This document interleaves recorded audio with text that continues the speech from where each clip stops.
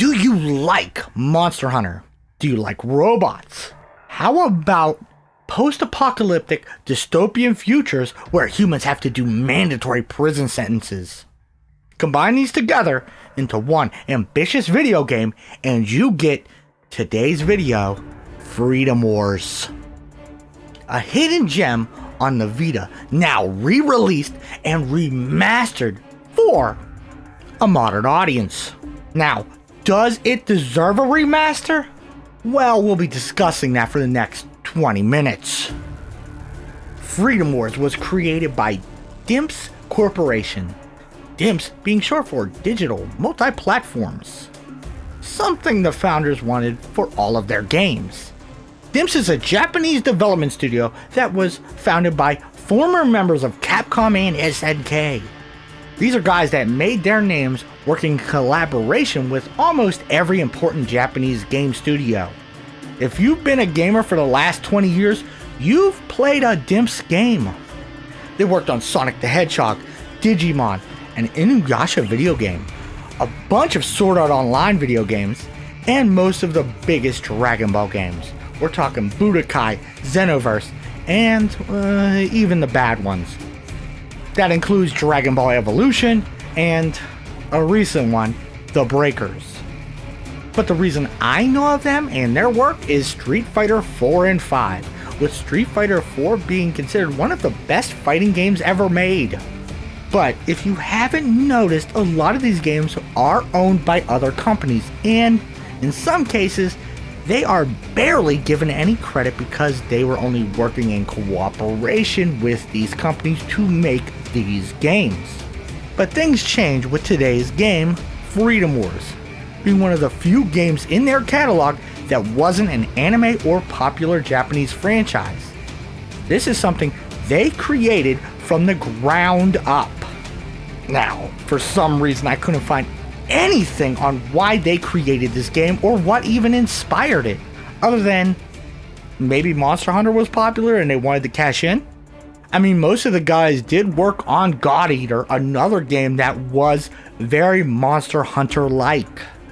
A lot of this game's creation was heavily credited to Takashi Tsukamoto and Toshiyuki Yuso, having their names all over the credits for the original and even the remaster, with Toshi Tsukimoto, the original director of Freedom Wars, mentioning that the team always wanted to make a sequel, but the opportunity never arose.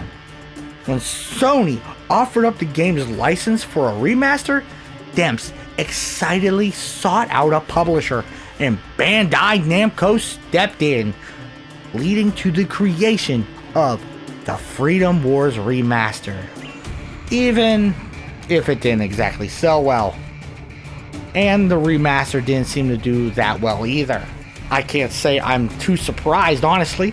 I'm somebody who's been wanting to do a video on this game for 2 fucking years, trying to get the Vita emulator to run it well enough so that I could showcase it to an audience of thousands, and I was surprised by its release, randomly appearing on the Sony PlayStation 4 and Steam home pages for me. That's one of the reasons why the video didn't come out sooner. I didn't know the remaster existed until 3 or 4 weeks ago. Gameplay wise, the original game remains unchanged and is only modified to play on modern consoles and PC. But other things were changed for the modern audience, like the fact that you can't be a male or female character anymore, just type A and B. So me, being the asshole I am, chose to play a Type B blackface for the playthrough, with a companion that was also a Type B blackface. This leads to the biggest problem in the remaster. See, my Type B accessory never had a voice actor in the original, so DIMPS gave every robot character in the game an AI voice actor. However, in such a society, those who consume resources without contributing to productivity sin simply by existing. Now, this is me playing devil's advocate here. If there's anybody you would give AI voice actors to, Especially in Freedom Wars, it would be the robot oppressors. Oh, I'm sorry, I forgot. They called them accessories. But the AI voice actors get random words wrong constantly, and in most cases, kind of ruins the portrayal of certain characters and their characteristics. Like our warden here. He always sounds like he's about to describe a manga story for the next 3 hours in a shitty YouTube video. Luckily, all you have to do is take part in the re-education initiative and start again from Code 1. Oh, and Dave, you're sent. Without the AI voiceover, I always imagined him sounding like a Danganronpa character. But now, that's gone. If they got at least a real voice actor for the part, maybe I could have felt that tension or even cynicism a real voice actor could actually betray. Resentment can grow quietly without much warning after a storm. Mushrooms can too. Let me rephrase that.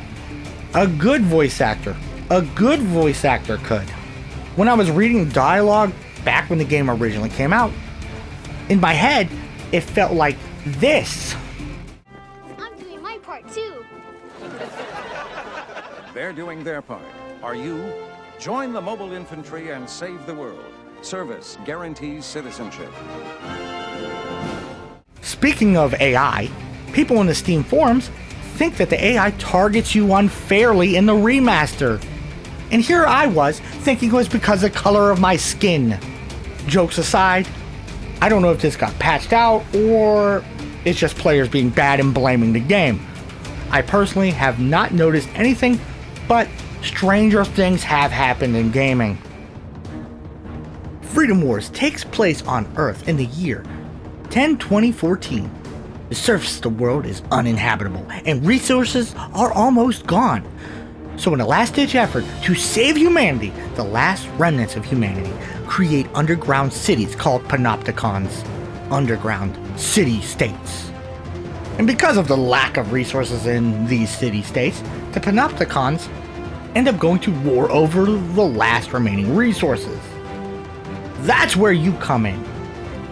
See, somebody has to fight the war, and since you committed the greatest sin of all, being born, meaning you're wasting those valuable resources. With the elites of the Panopticons issuing those that are unfortunate enough to be born a 1,000,000-year life sentence. Our sinners must work off that 1,000,000-year life sentence as expendable soldiers. A suicide squad of sorts. Instead of a bomb inside your head, you have your own personal robot accessory following you around as a personal prison guard, watching everything you do to make sure you don't step out of line. World building wise, it really establishes how oppressive it is to live in a panopticon, where lying down, speaking out of line, or even running too long gets you a fine.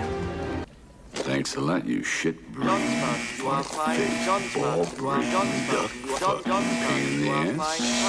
for repeated violations of the verbal morality statute. So much for the seashells. But that doesn't apply to everybody, especially if you're one of the smart ones. The engineers, the doctors, the scientists. You are now one of the protected classes, a citizen. They're so important that most of the game's missions are about protecting these people from other panopticons and their abductors. These people are so valuable as a resource that other city-states are willing to kill for more of them. The setting for this world is one of my favorites in gaming, representing itself well through cutscenes, story, and gameplay. Let me retrace my steps and retract that statement a little bit. While Freedom Wars is great at its storytelling, it's also awful. One of the themes you're going to hear a lot in this video is how this game is very successful in one area, and in the same area, just slightly to the left of it, it's absolutely awful. The world building at times is peak. When you first exit the prison, the very first thing you witness are bums sitting on the side of the prison cells just existing. People that have completely given up on even trying to live in this society. Establishing how bad it is on the lower levels. And that's your motivation to rise through the ranks. The problem is, as you rise up through the ranks, nothing really changes. All that really happens is they clean up the walls a little bit and it's a little whiter out here than it should be. And your accessory, the one that's watching every single step you make, doesn't really seem to do anything. Our main characters are openly talking about sabotage and screwing over the Panopticon, doing what they want to save the world. Our characters have more freedom of speech than your average European Twitter user. Then there's also the problem of the main story. The main story is very, very anime. This is an anime game story placed in our dystopian future, where you play as the chosen one, the chosen type A or type B that is going to save the world through the great transformation, while also helping your blonde girlfriend through her daddy issues. While the story is solid, it doesn't really feel like it fits in this world. Or if it does, they didn't make it fit into this world. When you go from one moment where you're not even allowed to lie down because you haven't earned the right to do so, to then go eat ice cream with your girlfriend and drink alcohol, something's missing here. Gameplay is Monster Hunter with robots. Sure, there's massive differences in gameplay and concepts, but at its core, it's Monster Hunter with robots. You're going to run up to a giant robot with a sword, chop on it until parts fly off. That is the core of the gameplay. Robots, or abductors, come in many shapes and forms with a multitude of weaponry, offensive and defensive in nature, all with one goal: to capture civilians. Hell, they will even capture sinners' accessories for information. That's right, you have to protect your accessory from being kidnapped, or if they successfully kidnap your accessory, you'll have to do missions to rescue them from incredibly powerful abductors. One of the best aspects of Freedom Wars is how many ways you can destroy these abductors. Struggling with anti-personnel Gatling guns.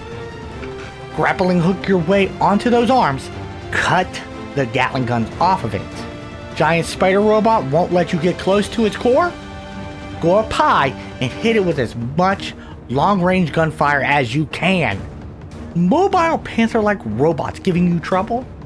You and your team can use your thorns to drag them to the ground so you can beat them in the face with a giant cinder block. But for every solution you have to killing these enemies, they have ways of dealing with you, countering your builds and strategies. This is what actually makes this a unique Monster Hunter clone. Freedom Wars is meant to feel like a war. The robots you're fighting will bring help and equip themselves to counter you and your team. You like using long-range weapons? Well, a robot might show up with a projectile shield that you'll now have to get into melee range and carve off its body. That way your team can hit it with sniper rifle rounds and pound it with rocket launcher missiles.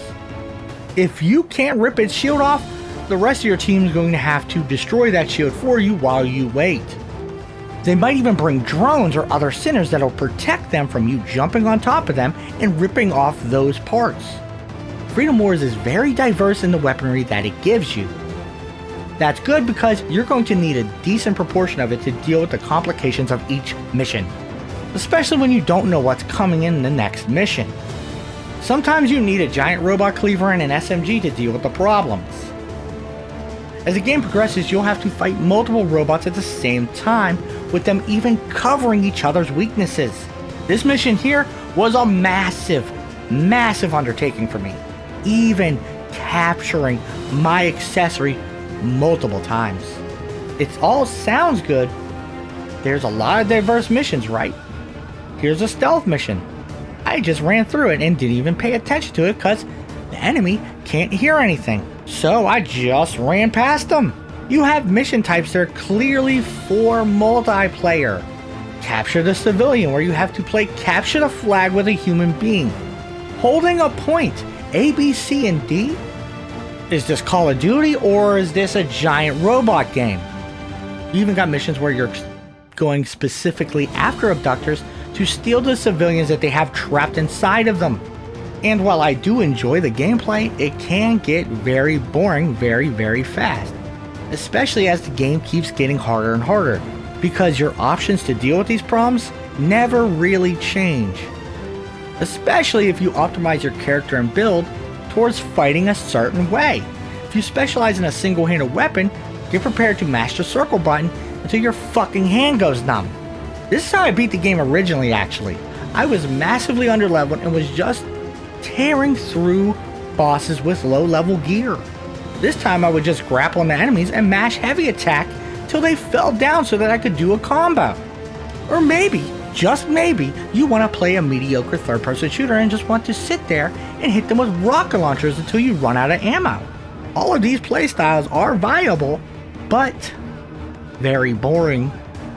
Now this might not be a big deal for people like me that like some monotonous gameplay where you grind for powerful loot and weapons by killing powerful enemies over and over again to make a crit longsword. What is a big deal, however, is how bad the menus are to get that crit longsword. First, you need to claim your combat entitlement, which means you have to access this computer through this screen, find the entitlement you need, and then access the weapon facility. Then you have to hit the start button, access your weapon facility, upgrade your weapon, which is in this list with all these weapons, and then you have to find the missing parts you need to upgrade that weapon. Then you have to walk over to your accessory, talk to her, so you can leave to go purchase those parts from the shop. And if you're unlucky and those parts aren't available at those shops, you have to go select the mission that has it. Oh wait, I forgot what I needed. Go back into this menu, look at it. Oh, small abductor guy, perfect. Look through all the missions until you find the guy you're looking for, and then fight that mission. And let's not forget, even when you're in the mission, you have to remember what part you're looking for because, surprisingly, it's not the fact that you have to kill the dragon, you have to damage its claw so you can destroy its claw and take its claw. And I'm not even going to start talking about the class system because it really doesn't even matter. Really, you don't need any of them to be successful. You already got healing items, so you don't need a healer. Freedom Wars is something I enjoy, but I don't know if I can say it's good per se. The gameplay can become formulaic and monotonous. The story is very, very anime, and that's in a derogatory sense. But the world is so imaginative and well thought out. And betrayed. Like, what if it was real? Some of the enemy designs and even some of the character designs are just rule of cool type shit. The problem is, it's not Monster Hunter, and Monster Hunter is leaps and bounds ahead of it. I played this before I ever touched a Monster Hunter game. I thought it was the shit. Then I played Monster Hunter Worlds. So coming back to it is kind of a disappointment. It's not a bad game, but it's not a great game. But it is a great concept that needs a lot more meat on its bones. That means more RPG mechanics, but with better menus, so you can do everything easier without having to spend hours in a menu trying to find the one option you need to upgrade a single weapon. Another aspect is you need better impact on attacks, so it's a lot more satisfying to deal damage to giant robots. It's already halfway there with the parts flying off, right? Where an enemy's losing limbs, wings, arms, destroying options so it can't fly anymore or punch anymore, but there's no music, no swell, and the impact sounds, they just don't do anything. If all of this is done better, it could compete with Monster Hunter in the future. That and most weapons have a very limited moveset. We only have small, heavy, and polearm, and even though some weapons have different attack animations, there are not that many attack animations, making combat feel stale after 30 hours. And there's also a very limited enemy roster, with most of the most interesting ones being unlocked after you complete the main story.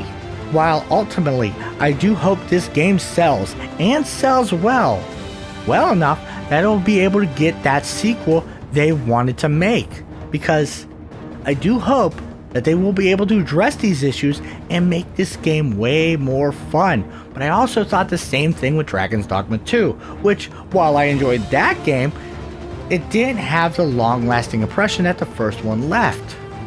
But there's always a possibility that they can do it right this time.